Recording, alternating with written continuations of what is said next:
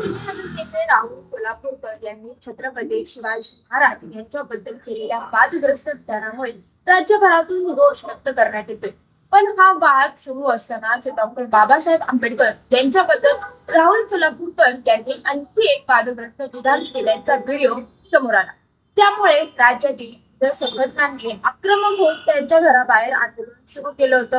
राहुल सोलापूरकर यांच्यावर कारवाई केली जावी अशी मागणी आंदोलकांकडून करण्यात येत होती। पण अजूनही राहुल सोलापूरकर यांच्यावर गुन्हा दाखल झालेला नाहीये। मात्र आता पुणे पोलिसांनी राहुल सोलापूरकर यांच्या या दोन व्हिडिओंबाबत महत्त्वाची माहिती दिली आहे। राहुल सोलापूरकरांच्या विधानाने महाराष्ट्रभर संताप व्यक्त होऊ नये, त्यांच्या विधानात प्रथमदर्शी घेण्याचा प्रकार दिसून येत नाही असं विधान पुणे पोलीस आयुक्त अमितेश कुमार यांनी केले।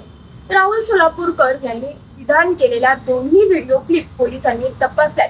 त्यामध्ये गुन्हा दाखल करावा असं आक्षेपार्ह काहीही आढळून आलेलं नाही। त्यामुळे त्यांच्यावर गुन्हा दाखल केला नाही अशी माहिती पोलीस आयुक्त अमितेश कुमार यांनी दिली आहे। पण त्यांच्या या विधानाने अनेकांच्या भुवया उंचावल्यात।